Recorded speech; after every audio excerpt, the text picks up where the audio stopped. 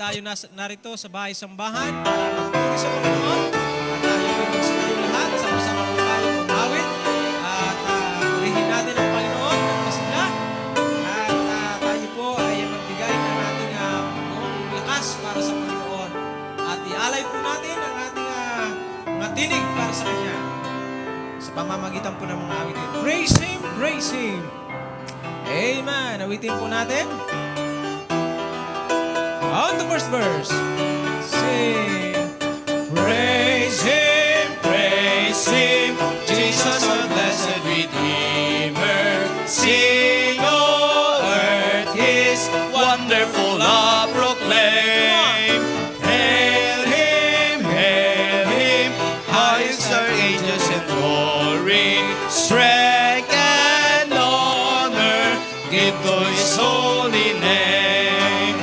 Like a shepherd, Jesus will guard His children. In His arms He carries them all day long. Praise Him, tell of His excellent greatness. Praise Him, ever in joyful song. Praise Him, Jesus our blessed Redeemer. For our sins He suffered and bled and died. He our rock, our hope of eternal salvation. Hail Him, Jesus the crucified. Sound His praises, Jesus who bore our sorrow. Laugh and bounded, wonderful, deep and strong. Praise Him, head of excellent greatness. Praise Him, ever in joyful song. Praise Him, Jesus our blessed Redeemer. Heavenly portals, loud with the saddest ring. Jesus, Savior, reigneth forever and ever. Crown Him, unto the risen King. Christ is coming, over the world victorious. Power and glory, and to the Lord belong. Praise Him, tell of His excellent greatness. Praise Him, ever in joyful song. Amen. Grace greater than our sin. Amen. Amen. Hindi po mananaig ang anumang gawa ng kaaway, kundi ang biyaya ng Diyos. At dahil sa biyaya ng Diyos, nakamta natin ang walang hanggang buhay dahil po ng pananampalataya sa Kanya. Amen. First verse now. Marvelous grace of our loving Lord, grace that exceeds our sin and our guilt. Yonder on Calvary's mount outpoured, there where that Lamb of that Lamb was born. Grace, God's grace, grace that will pardon and cleanse, redeem.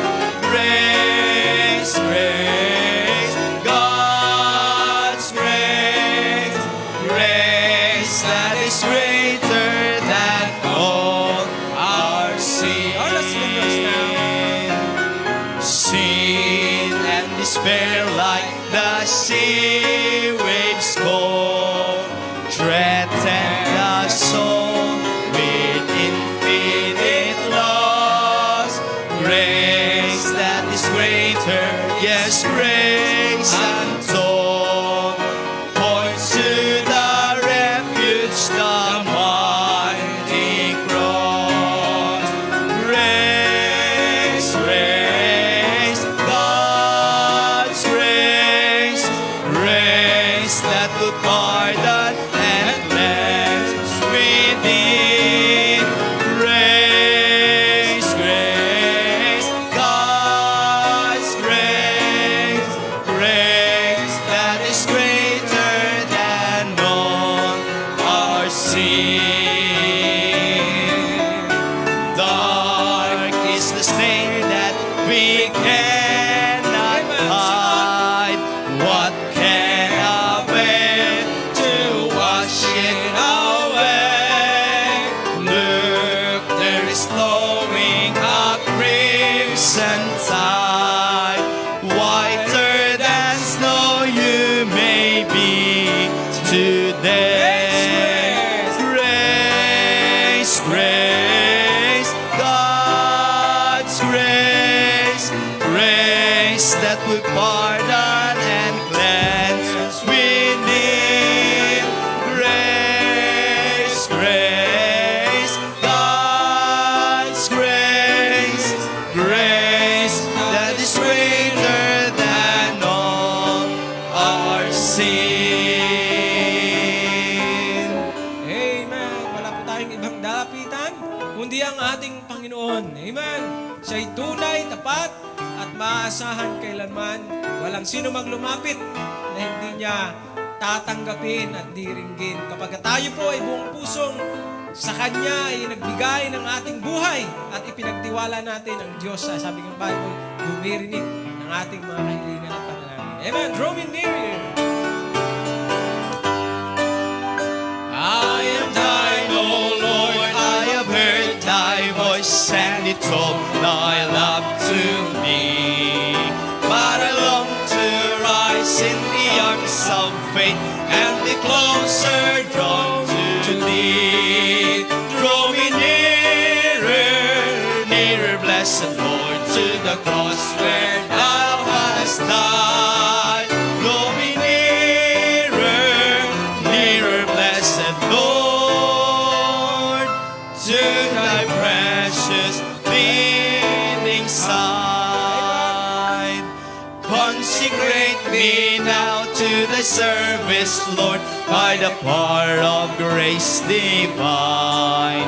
Let my soul look up with a steadfast hope, and my will be lost in thine. Draw me nearer, nearer, blessed Lord, to the cross where thou hast died. Draw me nearer, nearer, blessed Lord, to thy precious bleeding side. There are depths of love that I cannot know till I cross that narrow sea. There are heights of joy that I may not reach till I rest in peace with thee. Draw me nearer, nearer, blessed Lord, to the cross where thou hast died. Draw me nearer, nearer, blessed Lord, to thy precious bleeding side. Another song? God answers prayer. Amen. Do you believe that prayer? Amen. Do you believe that God answers our prayer? Amen.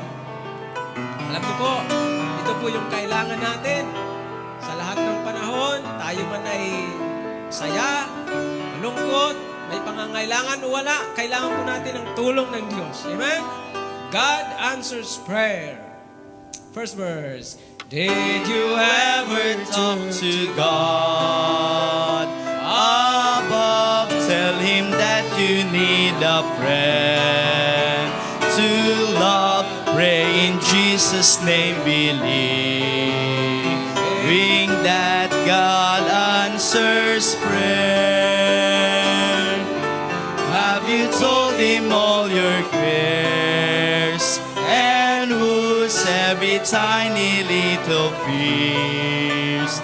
He knows, Spirit, will always hear, and He will answer prayer. whisper in a crowd. To Him you can cry when you're alone. To Him you can have to pray out loud. To Him He knows your thoughts. On a lofty mountain peak, He's there in a meadow by a stream. He's there anywhere on earth you go. He's been there from the start. All the ladies now, find the answer in His word. Amen. It's true. All is wrong because God with you. Amen. Sing on. God answered. All again. You can whisper in a crowd. To Him you can cry when you're alone. To Him you don't have to pray out loud. To Him He knows your thoughts. On a lofty mountain peak, He's there in the middle by a stream. He's there anywhere on earth you go. He's been there from the start. Amen. Purihin ang Panginoon sa mga ganyang awitin na tunay makatotohanan at kailangan natin. Ama naming Diyos, salamat po ng marami sapagkat Ikaw ay dumidinig ng mga panalangin. Salamat po sapagkat kami sa aming pagkamababa ay hindi naging hadlang upang ang inyong mapagbiyayang kalooban ay kami po ay bigyan ng panahon at kami ay dalawin. Ang iyong kamay ay iyong iniunat sa amin upang kami pagpalain at gabayan sa landas na dapat naming lakaran. Salamat po sa maraming mga nagdaan hanggang sa ngayon na aming pinagdaanan. Bawat isa po sa amin ay hindi nakarating sa araw na ito nang wala ang iyong pag-iingat. Ngunit marami pong ituturo sa amin ang nakaraan. Kaya nagpapasalamat po kami bagamat meron pong ngayon at bukas. Ang kahapon ay isang kagamitan upang aming lingunin at tignan ang mga bagay na aming matututunan upang sa gayon paghandaan ang mga bagay na nasa aming unahan. Kaya tulungan niyo po kami na anuman ang aming kalagayan sa ngayon, bukas ito'y magiging kahapon. At ang bawat ngayon na naging kahapon, ang bukas ay magiging bahagi ng ngayon na magiging muli bahagi ng kahapon. At tulungan niyo po kami na mag-ipon ng karunungan sa bawat dumarating na mga araw na naglalabas ng iba't ibang karanasan upang sa gayon hindi kami magmatalino sa aming sarili. Gabayan mo po kami ng iyong salita. Salamat po sa araw na ito na kami po'y nagkakatipon, nagsasaya sa iyong presensya dahil ikaw po ang nagsabi sa iyong salita, I was glad when they said to me, let us go into the house of the Lord. Salamat po sa masayang kalooban na kami pumarito at tagpuin ka bagamat iba't iba po ang aming pinanggalingan. Meron pong iisang pusong masaya na ikaw ay sambahin at papurihan. Salamat po maging sa mga kapatid namin na hindi man nagawa na makasama namin ngayong gabi, ay narito po ang kanilang puso, ang kanilang desire. Maaring ang iba po ay naka-online sa loob at labas ng aming bansa. Salamat po sa aming bayan na malaya at ngayon po ay patnubayan mo ang aming mga namiminuno sa amin na nakakaranas sila ng iba't ibang conflicts, lalo na nga po sa nalalapit na halalan. Kaya dumadalangin po kami na bigyan niyo po kami ng mapayapang bansa patuloy, maluklok po ang mga tamang tagapanguna sa amin na hindi ipinagbibili ang kanilang kapangyarihan at impluensya, kundi bagkos gagamitin ang kanilang buhay para maipaglingkod ng may pagtatapat. At ang bansang ito makaabot sa talagang dapat niyang maabot from third world country nawa ay dumating pa at maranasan pa namin na ito'y maging second and first class na bansa. Kaya tulungan niyo po kami, magbangon ka po ng mga panibagong mga leaders kung kinakailangan, at ang mga kasalukuyan po ay gamitin mo at pagpalain din naman, ingatan ang bawat isa at bawat isa po sa amin. Dinadalangin namin ang bawat simbahan, bawat mangangaral sa iba't ibang dako, patuloy niyo pong gagabayan, iingatan, tutugunan sa pangangailangan, at patuloy na gamitin para po sa mas masaganang paghahasik ng iyong salita. Ang mga nagpapasan po ng kanilang mga kabigatan, suliranin sa kabila ng malusugang katawan, yung iba naman po ay may karamdaman, yung iba naman ay malusog at may kayamanan, pero iba naman ang kanilang pinapasan, iba naman ang kanilang pinaglalabanan. Pagtagumpayin din po sapagkat lahat kami laging naghahangad na maging matagumpay sa buhay na ito. Patnubayan niyo po ang bawat isa sa amin at hiling namin ang lahat na nagpapasalamat sa iyong kadakilaan sa pangalan lamang ng aming Panginoong Jesus. And all the people say loud, Amen? Amen, amen. Maraming salamat po. Magandang gabi sa ating lahat. 2 Samuel chapter 13, 1-39. Tawagin natin ang ating mga kapatid para tayo pangunahan sa pagbabasa.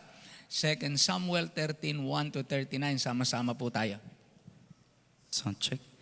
Amen. Tayo po ay manatiling nakatayo at ating pong basahin ang Book of 2 Samuel chapter 13, verse 1-39. Basahin natin ito ng buong puso at ng salita, at sabay-sabay po tayo sa verse 39. Verse 1, At nangyari pagkatapos nito na si Absalom na anak ni David ay mayroong isang kapatid na babae na maganda na ang pangalay Tamar, at sininta siya ni Amon na anak ni David. At si Amon ay totoong nagdamdam na anupat siya ay nagkasakit dahil sa kanyang kapatid na kay Tamar, sapagkat siya ay dalaga, at inakala ni Amon na mahirap gawan siya ng anumang bagay. Ngunit si Amon ay may isang kaibigan na ang pangalay Jonadab, na anak ni Simea na kapatid ni David. At si Jonadab ay isang lalaking totoong magdaraya. At sinabi niya sa kanya, Bakit o anak ng hari, sa araw-araw ay nagkapangyayat kang ganyan? Hindi ba sasaysayin sa akin? At sinabi ni Amon sa kanya, Aking sinisinta si Tamar na kapatid ng aking kapatid na si Absalom. At sinabi ni Jonadab sa kanya, Mahiga ka sa iyong higaan at magsakit-sakitan ka. At pagka ang iyong ama ay naparoon upang tingnan ka, sabihin mo sa kanya, Isinasamo ko sa iyo na bayaang ang aking kapatid na si Tamar ay pumarito. At bigyan ako ng tinapay na makakain, at maghanda ng pagkain na sa aking paningin upang aking makita, at kanin sa kanyang kamay. Sa gayoy nahiga si Amnon at nagsakitan at ng pamaraon ng hari upang tignan siya. Sinabi ni Amon sa hari, Sinasamo ko sa iyo na bayaang pumarito ang aking kapatid na si Tamar, at igawa ko ng 2 tinapay na maliit sa aking paningin upang aking makain na kanyang kamay. Nang magkagayoy, nagsugo si David sa bahay kay Tamar at na sinasabi, Pumaroon ka ngayon sa bahay ng iyong kapatid na si Amon at ipaghanda mo siya ng pagkain. Sa gayoy naparoon si Tamar sa bahay ng kanyang kapatid na si Amnon, at siya'y nakahiga at siya'y kumuha ng isang masa ng minasa at ginawang mga binalong na tinapay sa kanyang paningin at niluto na may munting tinapay. At kinuha niya ang kawali at mga ibinuhos sa harap niya. Ngunit kanyang tinanggihang kanin, at sinabi ni Amnon, Palabasin ang lahat ng tao sa harap ko. At silang lahat ay lumabas, bawat isa mula sa harap niya. At sinabi ni Amnon kay Tamar, Dalhin mo rito sa silid ang pagkain upang aking makain sa iyong kamay. At kinuha ni Tamar ang mga munting tinapay na kanyang ginawa at mga dinala sa silid kay Amnon na kanyang kapatid. At nang ilapit niya sa kanya upang kanin, kanyang tiningnan siya at sinabi niya sa kanya, Halika, sumiping ka sa akin, kapatid ko. At sumagot siya sa kanya, Huwag kapatid ko, huwag mo akong dahasin sapagkat hindi marapat gawin sa Israel ang ganyang bagay. Huwag kang gumawa ng ganitong kaululan. At ako, saan ko dadalhin ang aking hiya? At tungkol sa iyo, ikaw ay magiging gaya ng isa sa mga mangmang sa Israel. Ngayon nga, isinasamo ko sa iyo, magsalita ka sa hari, sapagkat hindi ipagkakait sa iyo. Gayon may hindi niya dininig ang kanyang tinig, kundi palibhasa siya'y malakas sa kanya, dinahas niya siya at sumiping sa kanya.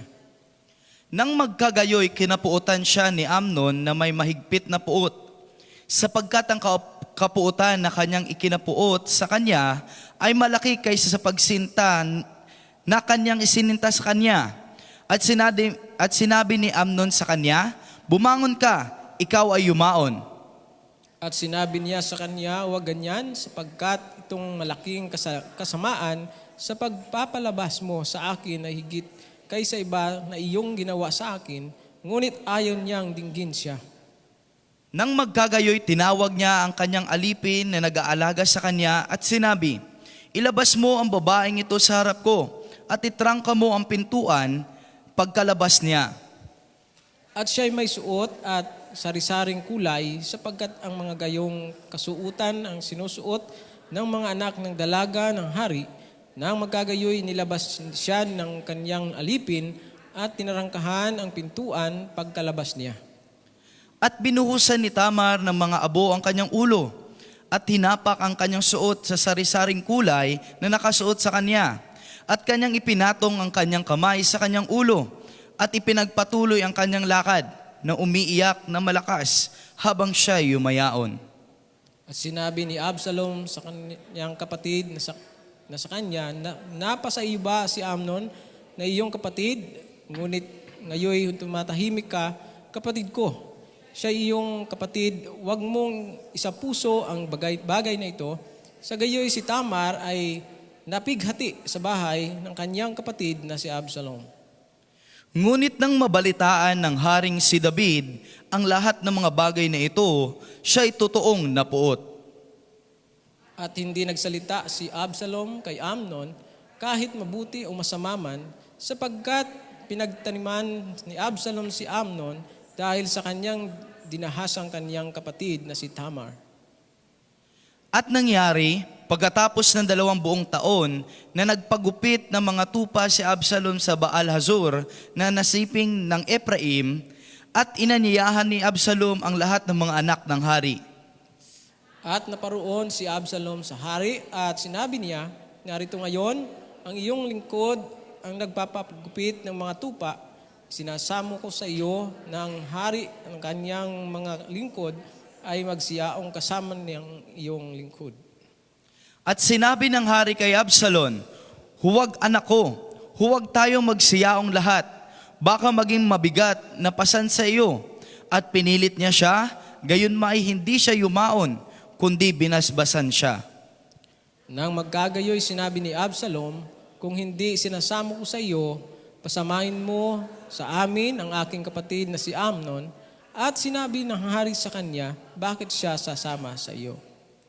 Ngunit pinilit siya ni Absalom na anupat kanyang pinasama sa kanya si Amnon at ang lahat ng mga anak ng hari. At iniutos ni Absalom sa kanyang mga lingkod na sinasabi, tandaan ninyo ngayon, pagka ang puso ni Amnon ay sumaya dahil sa alak, at pagka ang aking sinabi sa inyo, saktan ninyo si Amnon, patayin nga ninyo siya, huwag kayong mga takot. Hindi ba ako ang nagutos sa inyo? Kayo nga'y maglakas sa at magpakatapang. At ginawa ng mga lingkod ni Absalom kay Amnon kung ano ang inuutos ni Absalom. Nang magkagayoy, nagsitindig ang lahat ng mga anak ng hari at sumakay bawat lalaki sa kanyang mula at tumakas. At nangyari samantalang siya ay nasa daan at ang balita ay dumating kay David na nagsabi, pinatay si Absalom ng lahat ng mga anak ng hari at walang nalabi sa man sa kanila. Nang magkagayoy, bumangon ang hari at tinapak ang kanyang mga suot at tumiga sa lupa at lahat niyang mga lingkod ay nakatayo sa palibot nahapak ang kanilang mga suot. At si Jonadab na anak ni Samia, ang kapatid ng David, ay sumagot at nagsabi, "Huwag akalain ng aking Panginoon na kanilang pinatay ang lahat ng mga binatang anak ng hari, sapagkat si Amnon lamang ang patay, sapagkat sa pasiya ng Absalom ay pinasyahan ito mula sa araw ng kanyang talastasin ang kanyang kapatid ng si Tamar." Ngayon nga'y huwag isa puso ng aking Panginoon na hari ang bagay, na akalain ang lahat ng mga anak ng hari ay patay, sapagkat si Amnon lamang ang patay. Ngunit si Absalom ay tumakas at ang bataan na nagbabantay ng tumatanaw ng kanyang mga mata at tumingin at narito, dumarating ang maraming tao at sa daan ang mula sa burol sa likuran niya. At sinabi ni Jonadab sa hari, "Narito, ang mga anak ng hari ay nagsisidating. Kung ano ang sinabi ng iyong lingkod ay nagkagayon." At nangyari pagkatapos niyang makapagsalita na narito ang mga anak ng hari ay nagsidating at inilikas ang kanilang tinig at nagsiiyak. At ang hari naman at ang lahat ng niyang mga lingkod ay nagsiiyak din mainam. Ngunit tumakas si Absalom at naparoon kay Talmai na anak ni Amiud na hari sa Gesur, at tinangisan ni David ang kanyang anak araw-araw. Sa gayoy tumakas si Absalom at naparoon sa Gezor at dumuong 3 taon. Sabay-sabay po tayong lahat. At pinabilakan ng Haring David na napuroon si Absalom, sapagkat siya'y naaliw na tungkol kay Amnon, yamang patay na. Purihin po ang Panginoon sa pagbabasa po ng kanyang salita, at maaari na po tayo makaupo lahat.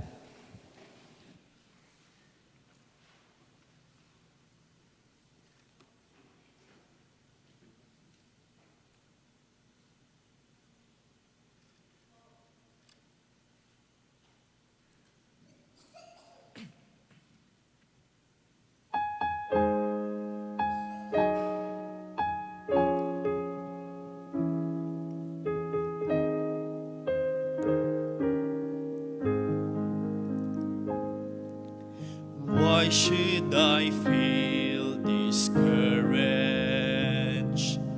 Why should the shadows come? Why should my heart be lonely and long for heaven home, when Jesus is my portion? My constant friend is He.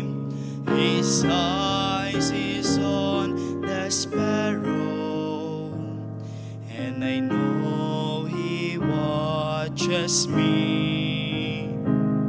His eyes is on the sparrow, and I know He watches me. I sing because I'm happy. I sing because I'm free.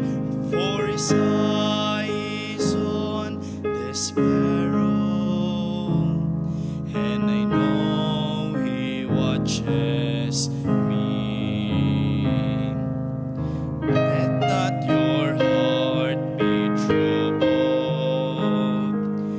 His tender word I hear, and resting on His goodness, I lose my doubt and fear. Though by the path He leadeth, but one step I may see. His eyes is on the sparrow, and I know He watches me. His eyes is on the sparrow, and I know He watches me.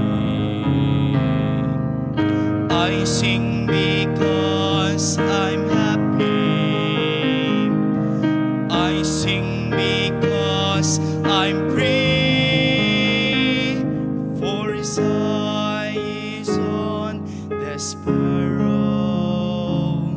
and I know He watches me. Whenever I am tempted, whenever clouds arise, when tongues give place to sighing, when hope within me dies, we're closer to Him. From care He sets me free. His eyes is on the sparrow, and I know He watches me. His eyes is on the sparrow, and I know He watches me. I sing because I'm happy. I sing because I'm free, for His eye is on the sparrow, and I know He watches me.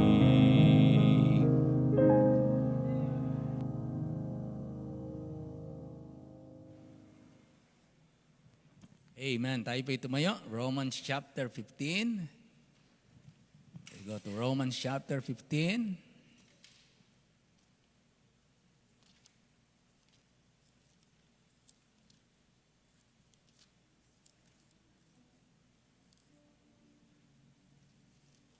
Sabi nga ng Bible, out of the abundance of the heart, the mouth speaketh. Kaya ng inawit, I sing because I'm happy.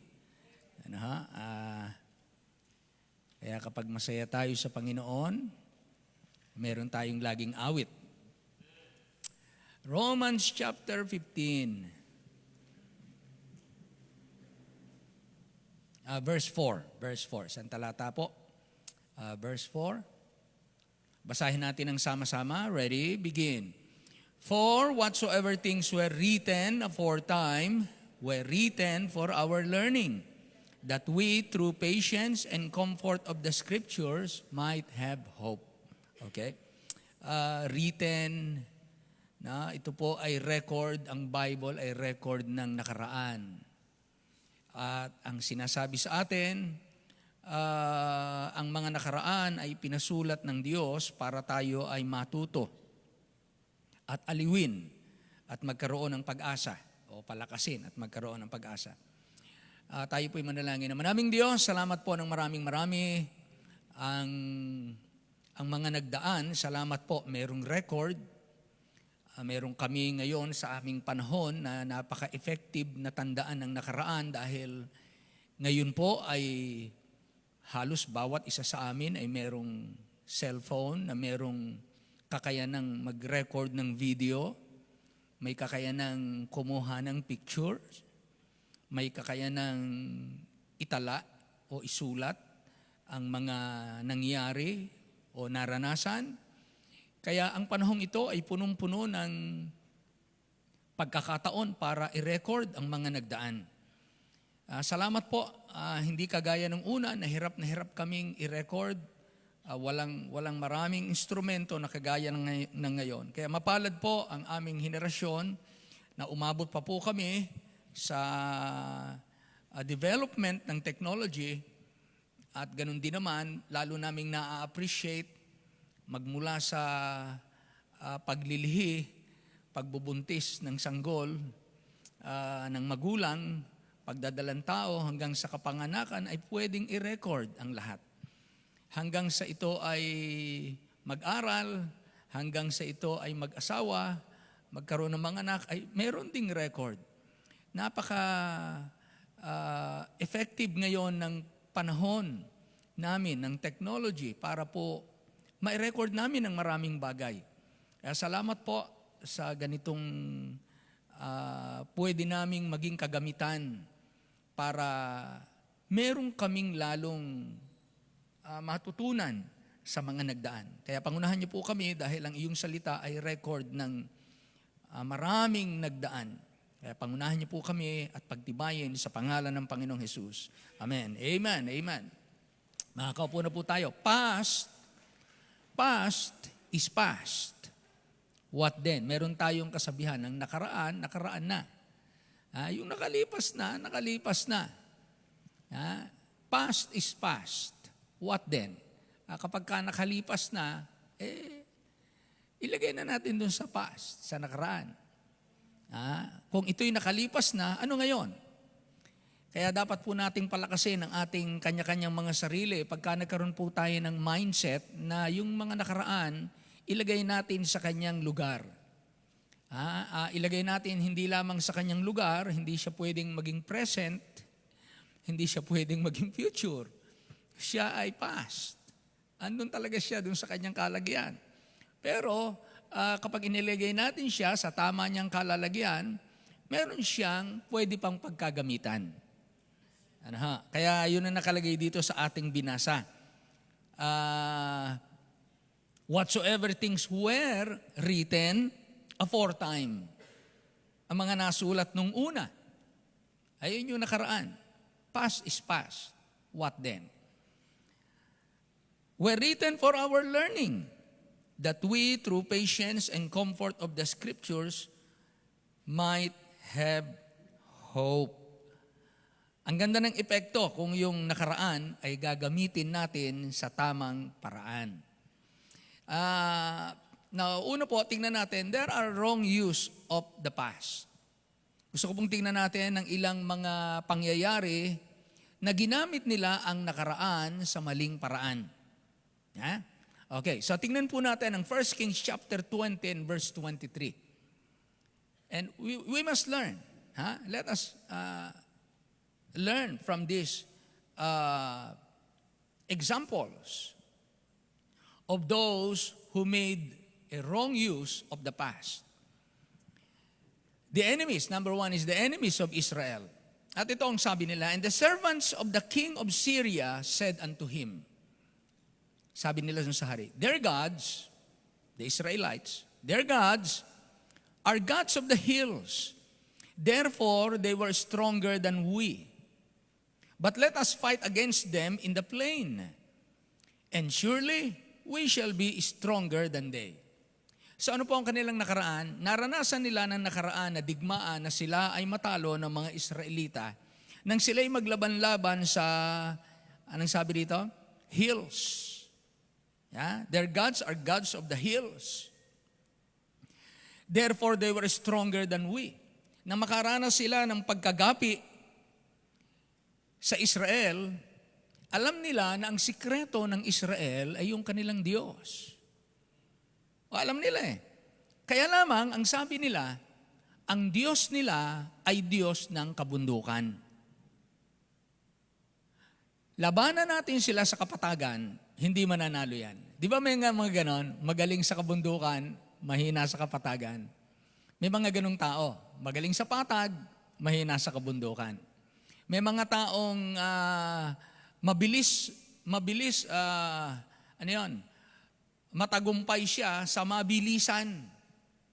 Habulan. Mabilis siya. Kaya lamang, hindi niya kaya yon sa matagalan, maging mabilis sa mahabang panahon. Bakit? Sabi nga maliit ang kanyang puso. Mabilis siyang kumilos, kaya kung malapitan lang ang habulan, kaya niyang humuli ng kanyang kakainin. Kaya niyang humuli ng kakainin, pero pag matagalan na, hindi niya nakakayanin kasi maliit yung kanyang puso. Gano'n, di ba? May ganong mga hayop pagka pinag-aaralan natin yung mga, yung nature. Ganon din naman ito. Inisip nila na ang Diyos ng Israel ay mahusay lamang at makapangyarihan sa kabundukan. Di ba? Pero sabi nila, let us fight against them in the plain. And surely we shall be stronger than they. At dahil ng ganitong paniniwala, dahil ng ganitong isipan, umulit silang makipaglaban sa Israel at hinarap nila ang Israel sa kapatagan. At kanilang nadiskubre na ang Diyos ng Israel ay hindi lamang Diyos ng kabundukan, siya ay Diyos din sa kapatagan.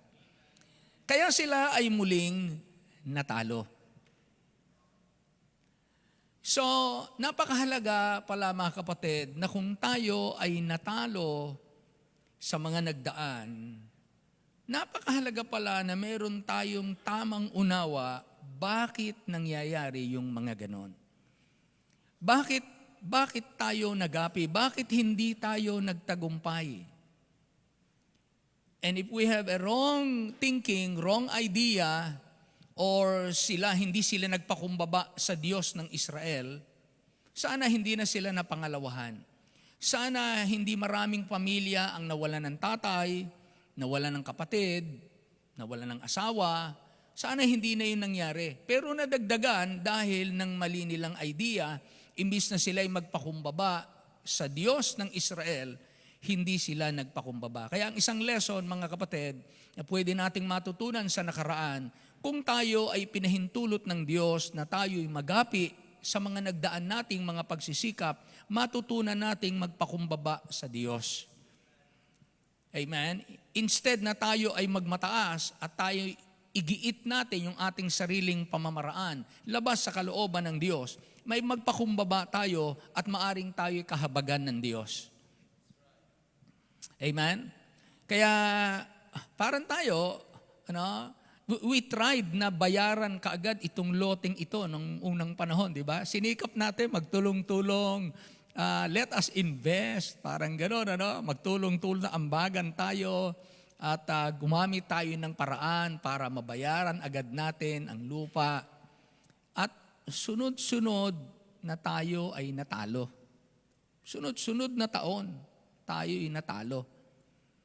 Na instead na tayo ay sumuko, nagpakumbaba tayo sa Panginoon at hinanap nating yung paraan ng Diyos na maliwanag sa Bible na ang mga mananampalataya ang magkaloob ng kusa. Hindi ganun kabilis, hindi ganun kadali, hindi ganun kagaang.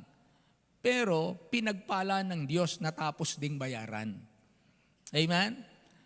Kaya maganda po na kapag tayo ay natatalo, magandang makapag-adjust tayo sa kung saan tayo kakasihan ng Diyos. Yun po ang maganda, no? Kapag kayo magpapaaral ng anak, hirap kayo, maraming ganyan dumanas ng hirap magpaaral ng anak, o kaya hirap sa maraming bagay kung paano sosolvin ang mga problem. Ang napakahalaga po ay yung pagpapakumbaba sa Diyos. So, nakita natin, number 1, na isang wrong use of the past, yung enemies of Israel, instead na sila magpakumbaba at tanggapin na ang Diyos ng Israel, ang talagang makapangyarihan, ay sila ay nag-isip pa ng iba. At sila ay lumaban at sila ay namalmaan. Pangalawa, Absalom.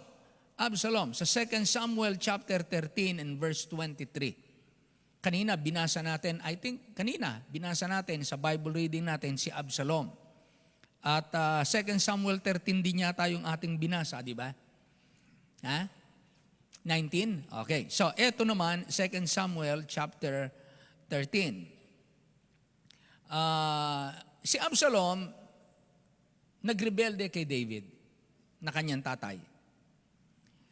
Sa chapter 13, ang sabi dito, iniutos ni Absalom, sa 2 Samuel 13:28, iniutos ni Absalom sa kanyang mga lingkod na sinasabi, tandaan ninyo ngayon, pagka ang puso ni Amnon ay sumaya, pareho ba ito? Chapter 19 at saka chapter 13, pareho.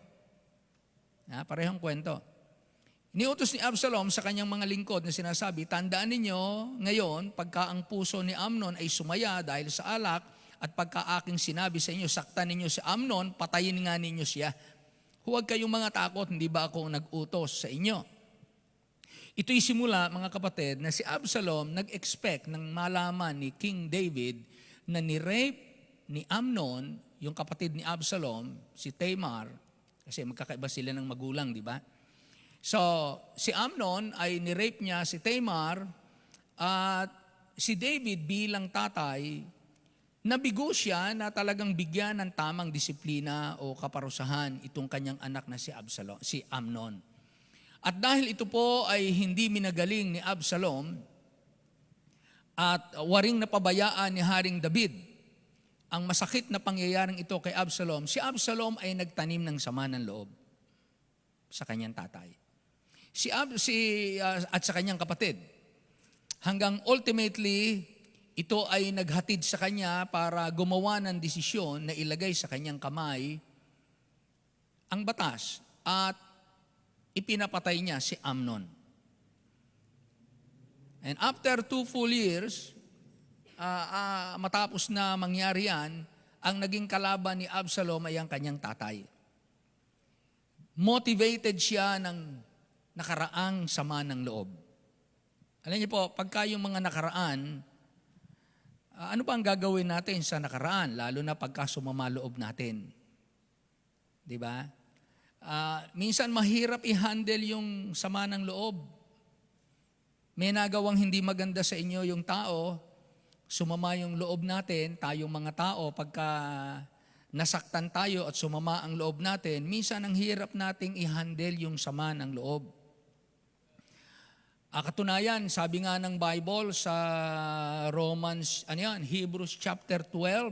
Tingnan natin yung Hebrews chapter 12. Mahirap yung nag-aalaga ng sama ng loob kasi mapait yan eh. Mapait. Ang tawag ng Bible ay bitterness. Diba? Bitterness. I think that's chapter 12. Na ang bitterness kapag ka nagbubunga, nakakahawa. Oo, yung sama ng loob.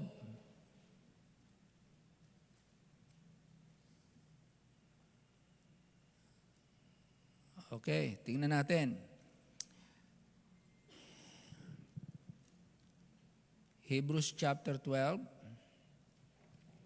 verse 15. 12:15. Ang magandang ingatan natin sa sarili natin, yung pananampalataya sa Diyos eh. Di ba? Hebrews chapter 11 faith chapter. Ang iningatan nila sa kanilang puso, yung pananalig nila sa Diyos. Maganda epekto. Pero sa Hebrews chapter 12, verse 15, ang sabi rito, looking diligently, lest any man fail of the grace of God, lest any root of bitterness springing up trouble you, and thereby many be defiled. Yung masama ang loob na nakatanim sa atin, iniingatan natin sa ating puso, at hindi natin binantayan ang ating sarili para yung biyaya ng Diyos ang maghari sa puso natin, at ang naghari sa tao ay ang sama ng loob, yung bitterness na yun, lumalabas. Sabi diyan, lest any root of bitterness is springing up, trouble you. Yung bitterness na yun, nagbibigay ng trouble sa tao. At yung trouble na yun, nakakahawa sa iba.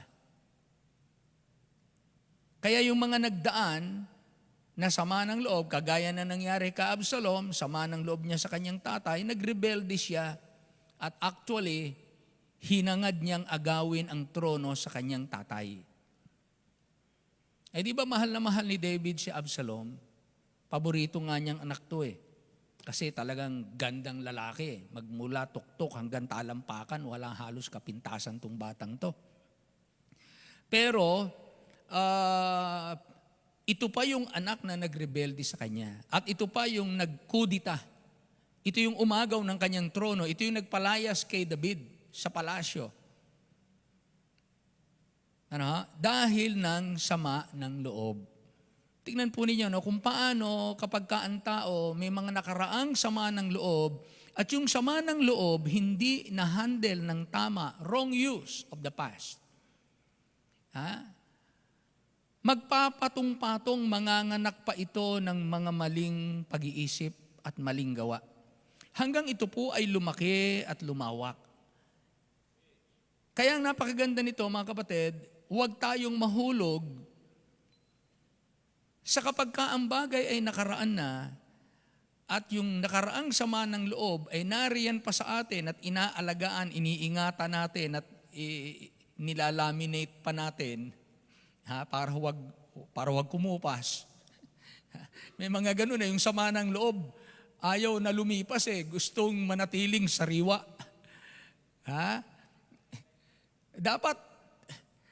Dapat yung sama ng loob natin, hindi natin hinahangad na marami ang mag-like. Yung iba gusto pa, di ba? Ang mga tao, biyasa, yan ang mundo Yan ang mundo. Yan ang laman. Para bang pagka mayroong sama tayo ng loob, parang gusto nating may mga makakuha tayo ng mga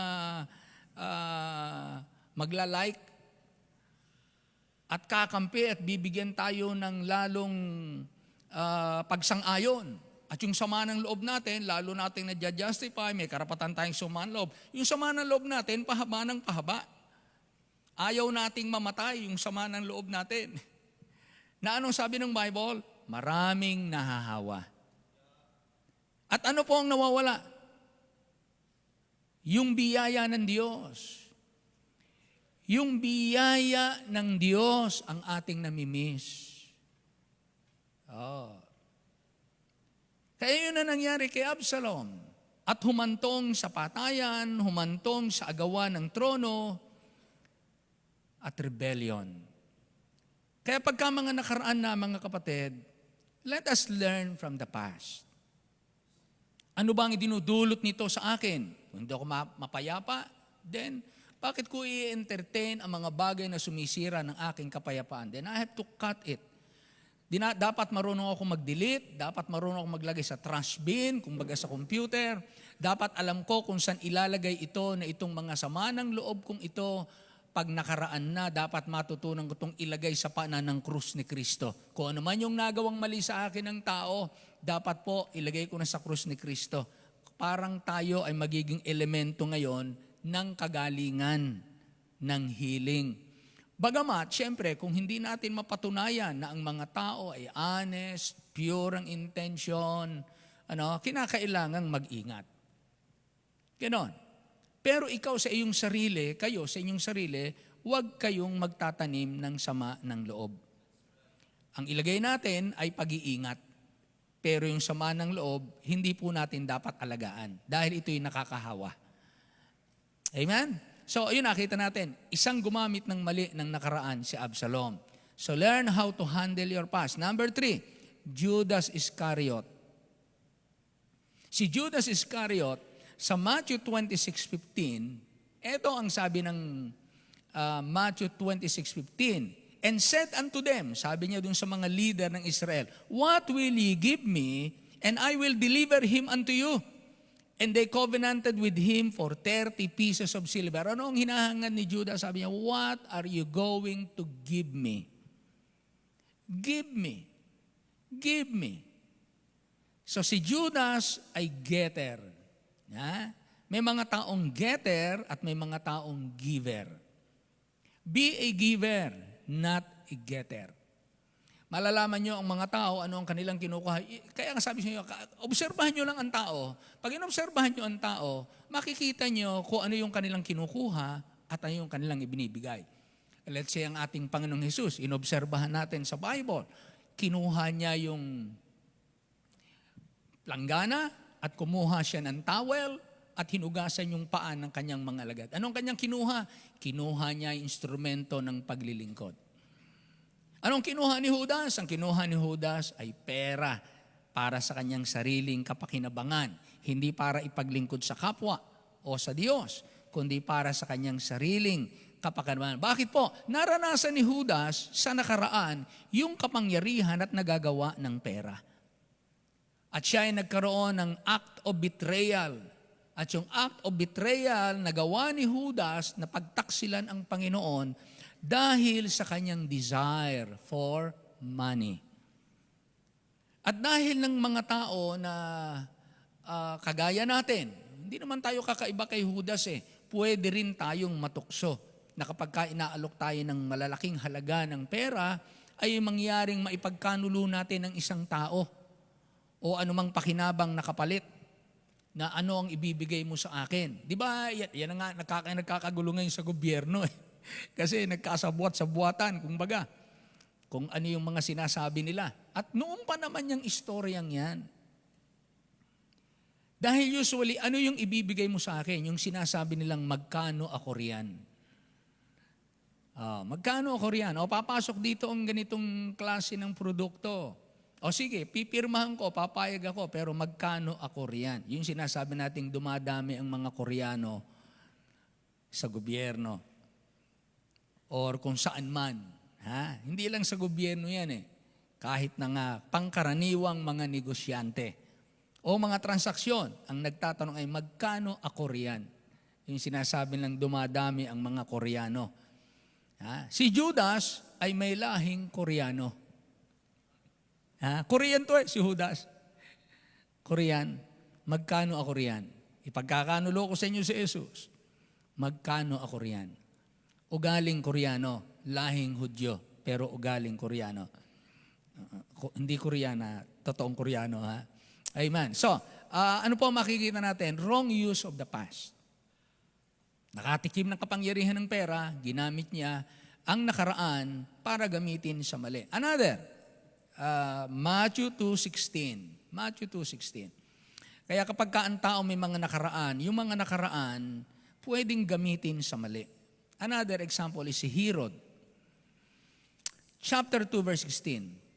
Then Herod, when he saw that he was mocked of the wise men, was exceeding wroth and sent forth and slew all the children that were in Bethlehem and in all the coast thereof, from 2 years old and under, according to the time which he had diligently inquired of the wise men. Di ba nagtanong siya dahil dumating yung wise men, pinanganak ang hari ng mga Hudyo, nakita namin ang kanyang bituin sa silangan, naparito kami para kami sumamba. Aba, nagulo dun si Herodes, mayroong panibagong hari. Aba, hindi ko yun alam at saka hindi siya nag-like. Pero nagkunwari siya. Sabi niya, sige, hanapin ninyo. At pagka nakita ninyo, bumalik kayo dito sa akin, sabihin niyo kung nasaan, at ako'y pupunta rin para ako'y sumamba. But actually, hindi ganun ang kanyang pakay. Balak niyang ipapatay ang ating Panginoon. Di ba? Kaya nung matapos ng manambahan ng mga wise men, binigyan sila ng instruction ng anghel na, wag na kayong bumalik kay Herodes, dumaan na kayo sa ibang daan sapagkat tatangkaing patayin ni Herodes ang sanggol. Lumihis na sila. And then, nagpakita uli ang anghel kila Joseph at sabi, Joseph, dalhin mo ang pamilya mo sa Egypt dahil pagtatangkaan ni Herodes na patayin ang sanggol. So, umalis sila. At pag alis nila doon, nagpunta sila sa Egypt, nang mahalata ni Herodes na yung mga wise men hindi na bumalik, nag-inquire siya sa mga Hudyo. Sabi niya, kailan kaya ipinanganak yan? Mga ilang taon na kaya yan? Ano kaya ang edad ng ipinanganak na hari ng Israel? Sabi na, siguro mga 2 taon. Ha? So ang ginawa ni Herodes, nagpautos siya at ipinapatay niya ang lahat ng mga sanggol that were in Bethlehem and in all the coast thereof, pati yung mga baybay tabi ng Bethlehem, from 2 years old and under, according to the time which he had diligently inquired of the wise men. Why? Ano ba ang nakaraan ni Herodes? Si Herodes po ay bihasa paano niya na-maintain yung kanyang power. Yun po yun eh. Para ma-maintain yung power na nakaupo sa politika, sa posisyon, sa gobyerno. Ang isang paraan para makapanatili sila doon, ipinapapatay nila yung susunod na posibleng maging leader. Di ba yan nangyayari sa totoong buhay? Nangyayari yan sa totoong buhay. Kahit mga hari, ipinapapatay yung susunod. At kahit po sa mga simbahan, nangyayari yan. Kahit sa mga ministries, nangyayari yan. Pag may susunod na magagaling na leader, inaalis. Ha? Pero ito impluensya ng kanyang nakaraang pamamaraan. to maintain His power, i-eliminate ang possible na kakompetensya. Kahit sa brutal na pamamaraan. So tingnan niyo po ang maling paggamit ng nakaraan. Na pumunta naman po tayo sa right use of the past. Right use of the past. Meron namang mga gumagamit ng tama ng nakaraan. At yun po ang dapat nating matutunan. Ang isa dyan ay si Hannah na pwede nating tignan. Marami pong mga great men. Ang hinahanap ko ay yung mga hindi masyadong kilala. Pero ganun pa man, kilala man natin o hindi, isa si Hannah sa mga gumamit ng tama ng nakaraan. Bakit po? Ito ang sabi sa 1 Samuel 1:11. 1 Samuel 1:11. And she vowed a vow and said, di ba si Hannah hindi nagkakaanak?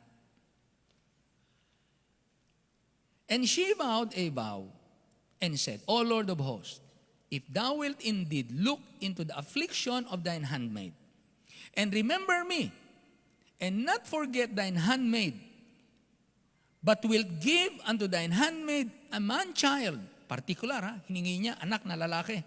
Kung bibigyan mo ko ng isang anak na lalaki, then I will give him unto the Lord all the days of his life, and there shall no razor come upon his head.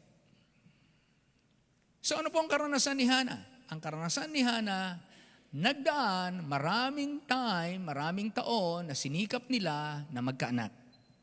Sinikap nila, nanalangin sila, ginawa nila lahat ng kanilang makakaya para magkaanak. So ang kanyang nakaraan ay isang nakaraan na sa Israel nung time na yon, nakakahiyang kalagayan ng isang babaeng may asawa na hindi nagkakaanak. Sapagkat sa kanila, para sa kanila, pag hindi ka nagkaanak, sinumpa ng Diyos ang iyong bahay bata. Hindi ng Diyos binuksan.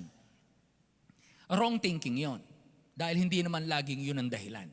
Dahil meron talagang mga niloob ang Panginoon na mga hindi magkaanak. So si Hannah, anong ginawa niya? Bukod sa ang ginawa niya, yung nakaraan niya, lalo niyang pinatindi yung kanyang pananalangin. Hindi lamang siya nanalangin, dinagdagan niya ng panata. Ginamit niya yung kanyang mapait na karanasan, hindi magandang nakaraan, ginamit niya yung kanyang malungkot na mga taon para maging dahilan na pag lumapit siya sa Panginoon ngayon, meron siyang mas mabigat na dahilan. Lord, para dinggin mo yung aking panalangin. Ako po'y nangangako, gumagawa ako ng panata na ako'y bibigyan mo ng isang anak na lalaki, Panginoon. Ipagkakalob ko siya sa iyo. I will lend him unto the Lord. Ibibigay ko siya sa templo at maglilingkod siya sa iyo habang buhay. Gumawa siya ng panata. At ang tanong, dininig ba ng Diyos ang kanyang panalangin? Yes. Kaya kung tayo po may mga karanasan, mga nagdaang masakit, mapait, malungkot, nakakahiya, gawin lang po natin yung tama. Lalo tayong magpakapakumbaba at lumapit sa Panginoon. At ang Diyos may kapangyarihang baguhin, baliktarin ang pangyayari pagdating ng panahon. At kung isa-isahin natin ang ating buhay, maaring kayo makapagsasabing ang aming buhay mapait na mga dinaanan namin sa buhay. Manatili kayo dun sa tama. Magpakatama kayo sa kalooban ng Diyos. Dahil pag tama tayo sa kalooban ng Diyos, yung mga nagdaang mga malungkot, pangit, hindi maganda, para tayong kawawa, paglipas ng panahon, unti-unti niyang i-develop at i-improve ang ating kalagayan. At didinggin niya yung ating panalangin, yung nga lamang hindi sa panahon at sa paraan na gusto natin. Huwag natin laging isipin na mainip dahil matagal ang Diyos tumugon sa panalangin. Kaya kung kayo meron pong mga nagdaan na mga hindi magagandang karanasan at parang wala ng pag-asa, pero kayo huwag tumigil ng pananalangin, kundi bagkos lalo nyo pong patindihin yung inyong paglapit sa Panginoon at maaring ang Diyos dinggin niya ang inyong panalangin. Right use of the past. Amen? Another, si Jabez. Kilalang-kilala naman natin si Jabez.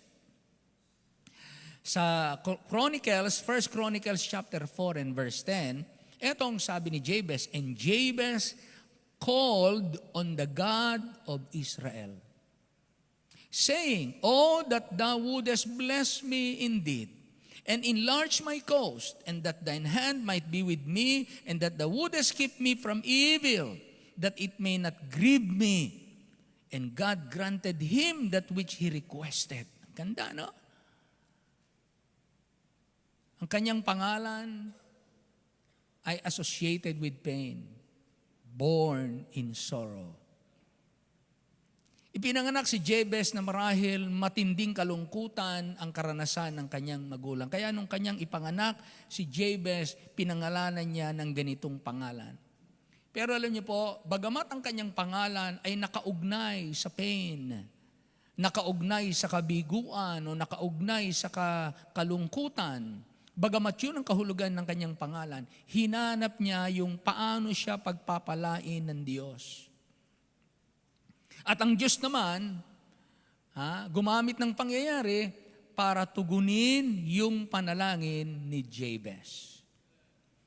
Kaya sa ating buhay, mga kapatid, kung saan man nakakonekta ang inyong pangalan, pag binanggit ang pangalan ninyo, saan kukonekta na nakaraan? Anong hindi magandang nakaraan ang naaalaala mo kapag ka binabanggit ang pangalan mo, pangalan ng magulang mo? Maaring pag binanggit ang pangalan ng magulang mo, alam kagad identified sila ay mga magulang na maaway, o sila ay magulang mga naghiwalay, sila ay mga magulang na hindi na nakaahon sa kahirapan, sila ay mga magulang na namatay sa bisyo, kung ano man yung nakaraan mo. Pero hanapin mo sa iyong panahon, sa iyong buhay, na pagpalain ka ng Diyos. Dahil ang Diyos may kakayanang gumawa ng pagpapala sa atin. Amen? So, right use of the past. Gamitin natin yung nakaraan para maging tungtungan. Sabi nga natin, ang bato ay pwede mong itapon, pwede mong gawing ipunin para maging pangtambak sa daan. Pwede rin panglagay sa pader. Pwedeng gamitin na piece of art. Or pwede mong gawing tungtungan para mas malayo ang iyong matanaw. Conforme sa paano natin gagamitin ang nakaraan. Kaya lahat ng nakaraan, kumuha kayo ng bar exam, board exam, entrance exam, physical exam, kung ano-ano man yung mga exam na yan, at tayo ay nagkaroon ng kabiguan, gamitin natin yon para lalong magpursige. Kung ano man yung nakaraan, magpursige tayo, gamitin natin ng tama ang nakaraan, at ang Diyos pwede niyang baguhin ang bukas. Ang dami pong mga scientists, mga inventors. Di ba? Ang dami mga scientists, mga inventors, na bago nila makamit yung tagumpay sa kanilang naimbento, marami silang mga experimentation na ginawa na sila'y nabigo ng paulit-ulit. Pero kagaya nga ni Albert Einstein, o sino yan, yung umimbento nito si Thomas Alva Edison na nakaimbento niyan, matapos niyang makaranas ng ilang libong kabiguan, ang sabi sa kanya, tumigil ka na, hindi mo yan magagawa. Sabi niya, ngayon pa ba? Meron na akong libu-libong alam na maling paraan para hindi ko gawin. Tiyak, kaunti na lang ang choices para matuntun ko yung tama. Ay nagpatuloy siya. Ginamit niya yung nakaraan para lalong lumakas ang loob niya na magpatuloy siya. Boom! Naimbento niya incandescent lamp. Light. Kaya ngayon pinakikinabangan ng buong mundo.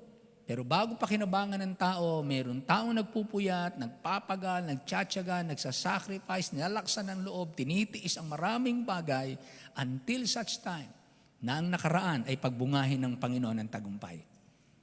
Righteous of the past. Marami tayong mga businessmen na nasasabi natin ngayon ay mauunlad. Pero pag inalam nyo ang kanilang mga istorya, galing sila sa mga maliliit na simula, maraming sikap, maraming ulit ng try this, try that, nagsikap, bumagsak,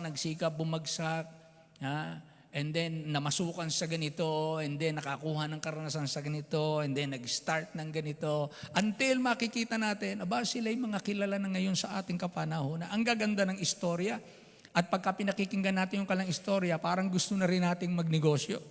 Kaya itinuturo nila, nagme-mentor sila, gusto kong matutunan nyo ano yung ginawa ko. Kaya sinasabi na meron akong ginamit na 3 steps, di ba minsan gano'n, ano? Meron akong ginamit na 5 steps, na kung uulitin nyo, gagayahin ninyo, maaaring hindi kasing laki ng resulta ko, pero titiyakin ko sa inyo, magandang resulta rin sa inyo. And then dahil ginawa, ginaya, itinuro, yung mga tao na mga nabigo nung una, pero dahil gusto nilang magtagumpay, nag-invest sila ng time, ng pera, ng patience, ng disiplina, nag-invest sila to learn. At nang sila'y matuto, nakalaya sila sa dati nilang buhay at sila'y nagsiunlad din. At marami na ang mga nagpapatotoo. So meron tayong tinatawag na right use of the past. Now, I'll give you 8 truths about the past. Number 1, we cannot change the past. It is fixed and it is final. Hindi na natin kayang baguhin ang history. Bagamat tayong mga tao, bihasa tayong magsalita ng sana, or dapat sana, or hindi dapat ganito. Dapat ganito sana ang ginawa. Pero yung ating sana at yung ating dapat, kapag tapos na at nagdaan na ang pangyayari, hindi na ito makapagbabago ng nakaraan. Hindi na makapagbabago. Ang nakaraan ay nakaraan na. Ano ngayon ang dapat natin gawin? What then? Past is past. What then? So let us make use of the past in the right way. Gamitin nyo ang inyong nakaraan para mapabuti tayo at malugod natin ng Diyos. So una, we cannot change the past. It is fixed and final. Pangalawa, depending on our attitudes, the past is a potential tool to build us up or to break us down. Depende sa ating magiging kaisipan. Ang nakaraan ay pwedeng magdulot sa atin ng kagamitan na magbibigay sa atin ng tagumpay o magbibigay sa atin ng kabiguan. It will make us grow or it make us to grieve. Malulungkot tayo. Kumporme sa nagdaan. Kaya wag nating payagan na yung nagdaan ay sumira ng ating kasalukuyan o ng ating potensyal na magandang bukas. Kaya nga nakadepende sa ating attitude. Kaya sinasabi sa inyo, again, we can use the principle, the ACID principle, ACID, attitude, choices, interpretation, decision. These 4 is in our control. Tayo ang may control nito. Ibibigay ng Diyos sa inyo ang kakayanan na gamitin yan.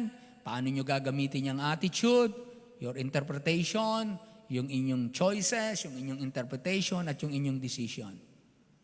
Naalala nyo si Joseph, ginamit niya ng tama ang kanyang nakaraan, tama ang kanyang attitude, tama ang kanyang choices, tama ang kanyang interpretation sa nagdaan niyang mapait na karanasan, at tama ang kanyang desisyon. So, saan siya dinala? Gumanda ang kanyang buhay. Naging tagapagligtas siya ng kanyang angkan. Pero sino nagtiis? Nagtiis si Joseph. Dumaan siya sa sufferings, dumaan siya sa matinding trials and testings, pero hindi niya binago yung right attitude, right choices, right interpretation of what happened in the past, and right decisions in spite of what happened in the past. 8 truths, depending on our attitude. The past is a potential tool to build us up or to break us down. Number 3, recognizing that God is there in our past. What happened is just the cause. It's just the cause and effects of the acts of men or nature. Recognize that God is there in our past. Kilalanin natin na dun sa nagdaan nating mga karanasan, andoon din ang Diyos. Kaya anong ginagawa ng Diyos doon sa nakaraan natin? Andun ang Diyos, pinapahintulot niyang mangyari sa atin, dumaan tayo sa ganung mga karanasan at iniintay niya na gamitin natin ang mga pagkakataon habang nagaganap sa atin ang mga hindi magaganda o magagandang pangyari. Gamitin mo yan sa tama, pero kung tayo nagkamali at tayo nabigo, still yung nakaraan, natapos na, gamitin mo pa rin para ikaw ay pagpalain.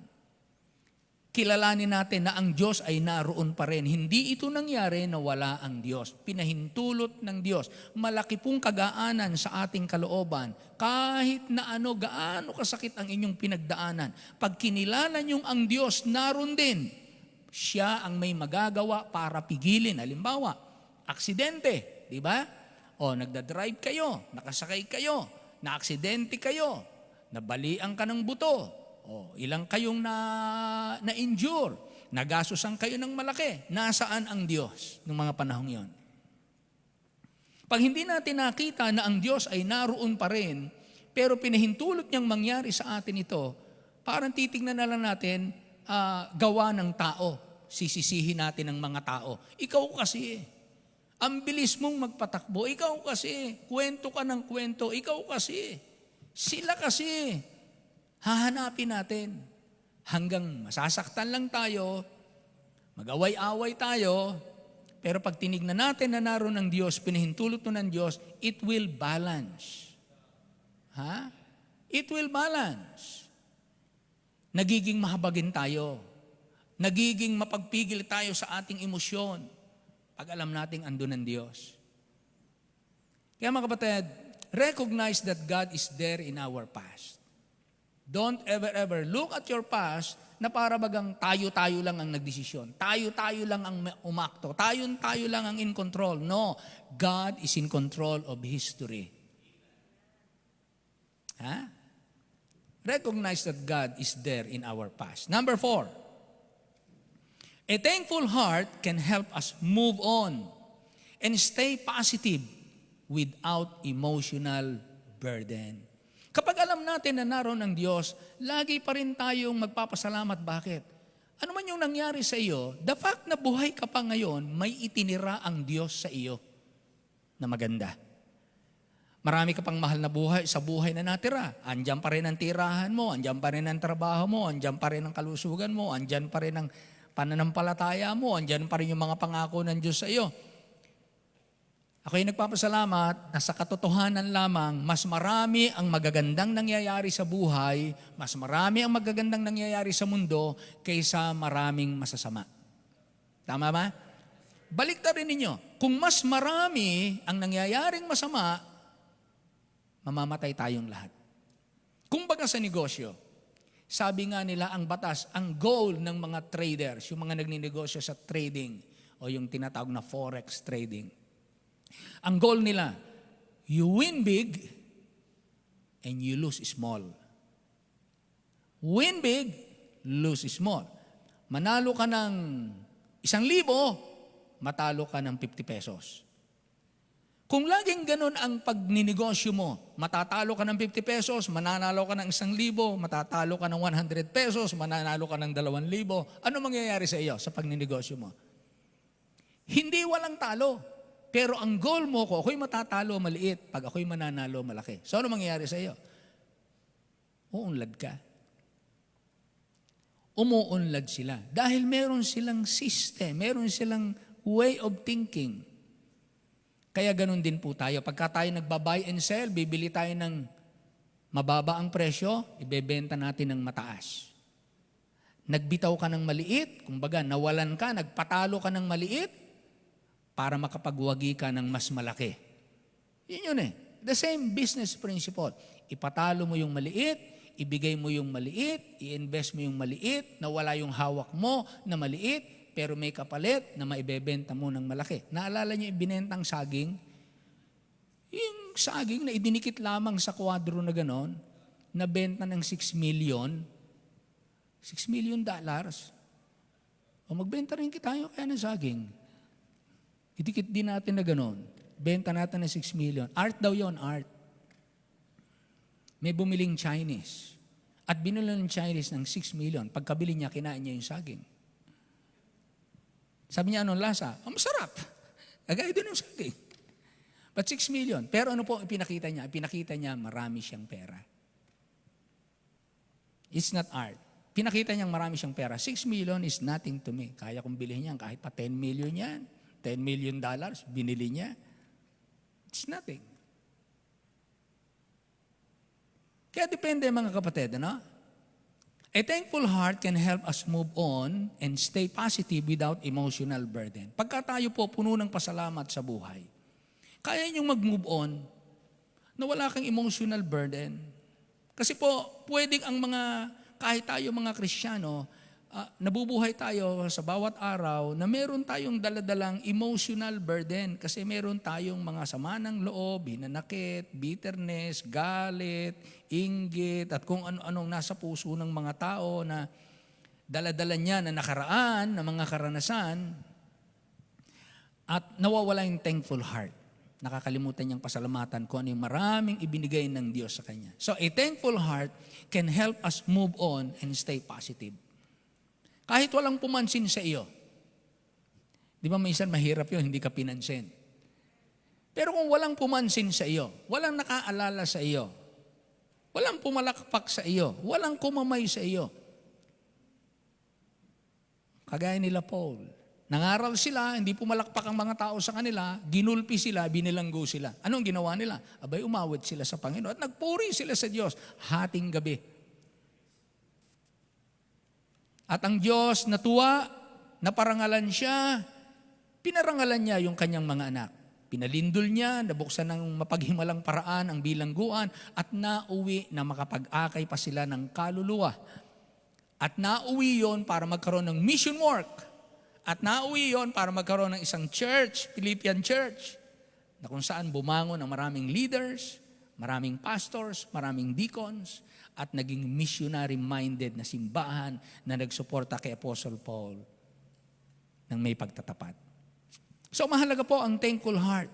It can help us move on and stay positive without emotional burden.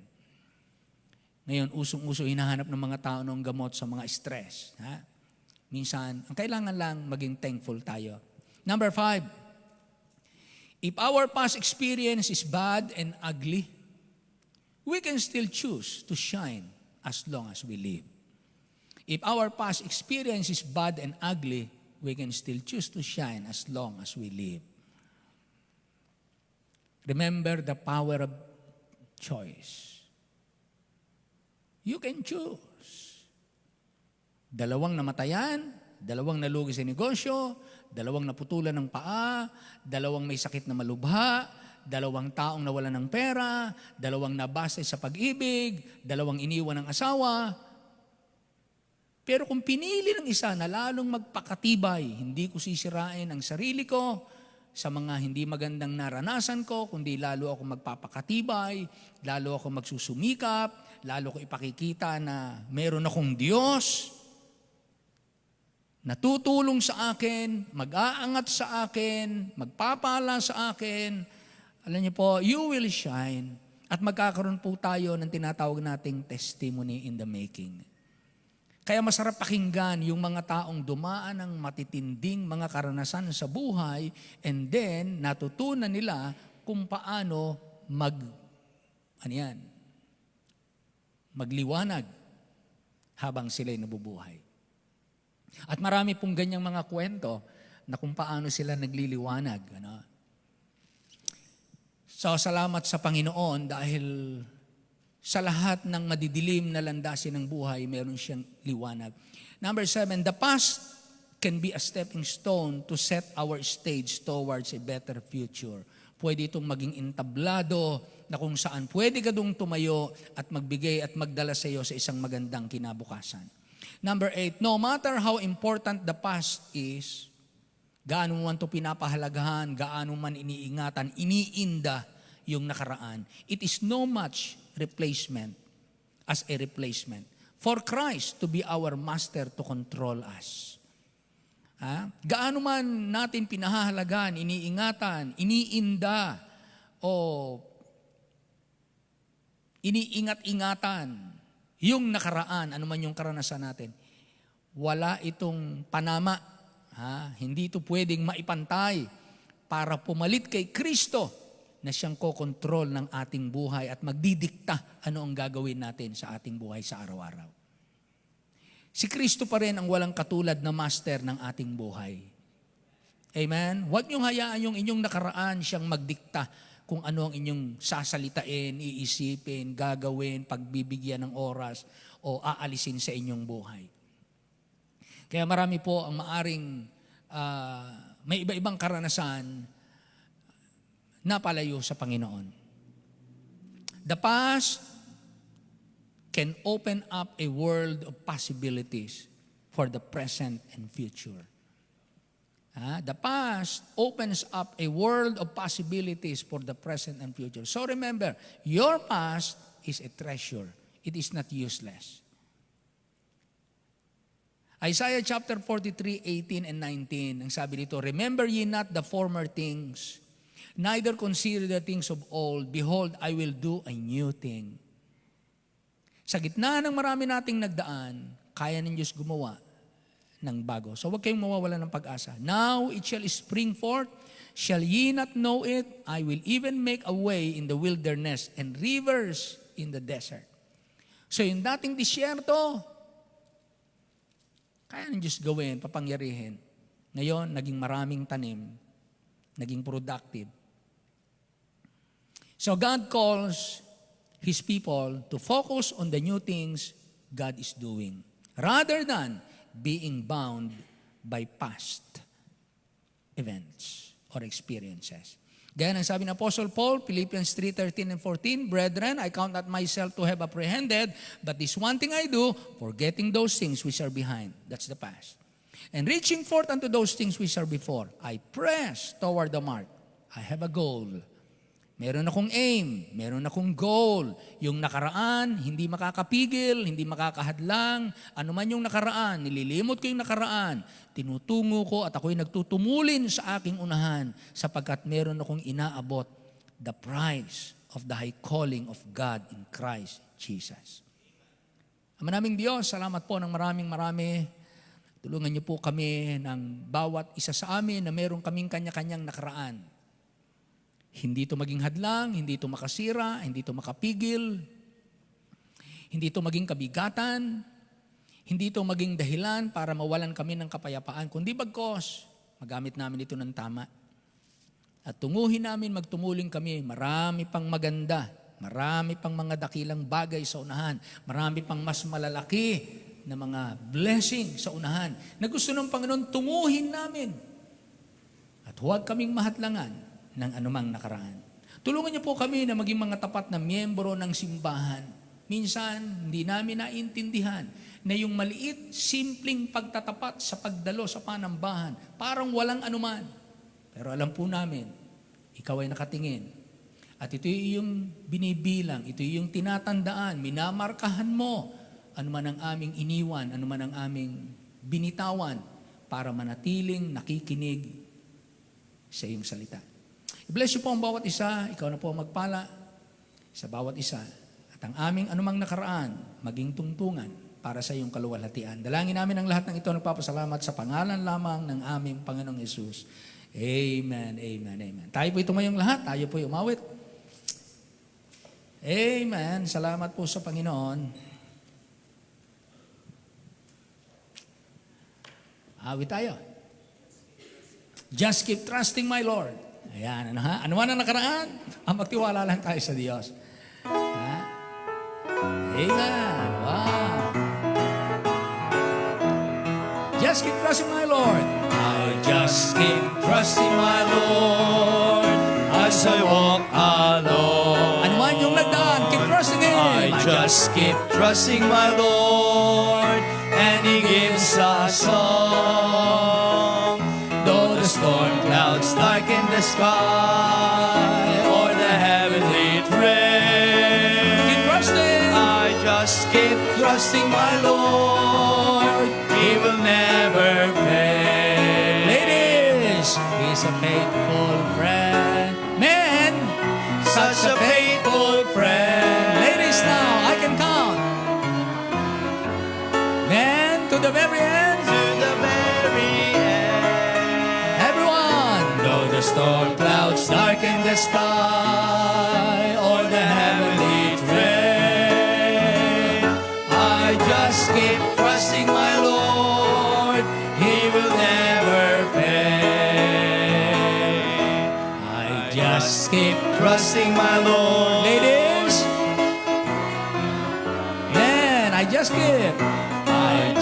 keep trusting my Lord, ladies. Man, though the road is weary at times, ladies. Everyone, I just keep trusting my Lord. He will see me through. He's a faithful God, such a faithful God. He's always there, walking by my side. Though the road is weary at times, and I'm sad and blue, I just keep trusting my Lord. He will see me through. Amen, amen. Tayo na may magtipon po ng ating mga kaloob sa gabing ito. Amen. Brother Monching, halika, pasalamatan mo ang ating mga kaloob ngayong gabi. At i-bless ang ating mga kapatid sa iyong pananalangin. Pray for more blessing sa ating simbahan at mga kapatiran. Gabing ito, kami po ay pinagpala mo at nila sa bahay-sambahan. Apo. Sa atin po, Panginoon, sa buhay namin na bawat isa sa amin ay may maganda at di magandang karasan, ngunit sa pagpatuloy po namin ay kayo po nagtitiwala sa inyo na bibigyan po kami ng matingkad ng mga karasan para magpapatuloy, inspirasyon sa paglingkod. Amen. At pagpalain pa rin po ang mga kapatid na narito sa kanilang mga puso na mapaglingkod at mapagsamba. Kung ano man po ang mga karamdaman o problema o kabigatan ng bawat isa narito, ay kayo po ang patuloy magbigay sa kanilang pag-asa at comfort. Ganun pa mga kapatid namin na hindi namin nakasama sa ibang mga kadahilanan, karamdaman, Yes, po. or mga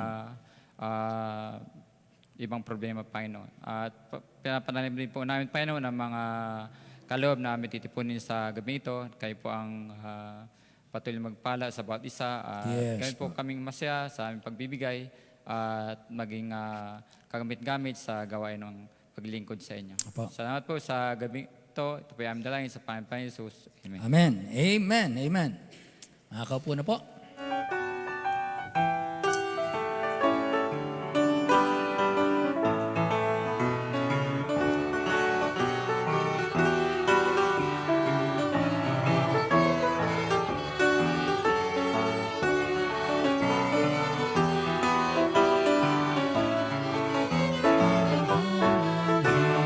Count your many blessings, name them one by one. Count your many blessings, see what God has done. Count your many blessings, name them one by one. Count your many blessings, see what God has done. Tayo po tumayong lahat. Amen. Awitin natin yung last stanza ng Count Your Blessings. Are you ever burdened? Are you ever burdened with a load of care? Does the cross seem heavy you are called to bear? Yes, your blessings, and you will be singing us. Don't forget the past. Count your many blessings, name them one by one. Especially, God is in our past. Count your blessings, name them one by one. Count your many blessings, see what God has done. Ama naming Diyos, salamat po ng maraming sa napakagandang katotohanan na hindi mo kami iniwanan sa mga nagdaang panahon. At kung ikaw ang tapat naming kasama sa nagdaan, ikaw pa rin ang aming kasama ngayon. Ikaw pa rin ang kasama ng iyong iglesia sa hinaharap. Ikaw ang nagsabi na I am with you always, even unto the end of the world. Salamat po sapagkat hindi nag-iisa ang iglesia para makapagpatuloy at ang mga nagdaan ay maging reference namin para lalong maging malakas ang aming loob na kung paanong pinagtagumpay mo kami sa nagdaan, paanong itinawid mo kami sa maraming hamon sa buhay. Lalo po kaming nako-comfort, nai-encourage, lalo kaming nai-inspire. Sa katotohanan, ikaw pa rin ang kasama namin ngayon. Walang pagbabago, ang Diyos na makapangyarihan ng una, siya pa rin ang Diyos na makapangyarihan sa lahat ngayon at sa magpawalang hanggan. Bless po ang bawat isa, Panginoon, sa anumang aming haharapin namin ngayon at bukas. Meron kaming kahapong titignan. Kagaya ni Haring David, ibinigay sa akin ng leon, binigay sa akin ng oso, ibibigay din niya ang higanteng ito. Salamat po. We can make use of the past in a godly manner. I-bless niyo po ang bawat isa at sa anumang aming tatangkain, naabutin, kagaya ng sinabi ni Paul, I press toward the mark. I-bless niyo po ang bawat isa. Maraming salamat po. Ingatan niyo kami sa pagwahiwalay. Maging mga kasama namin na naka-online. Sa pangalan po ng aming Panginoong Hesus and all the people say aloud, Amen. Amen, amen. Maraming salamat po. Magandang gabi sa lahat. Sunday po ulit. Be here. Sama-sama ulit tayo sa biyaya ng Diyos. December 15 ay ating Lord's Supper. December 15. Meron tayong Lord's Supper ng December. Then last Sunday is our year-end fellowship. So pray for that. Prepare yung ating mga kapatid para nagpe-prepare na ay maganda ang lahat.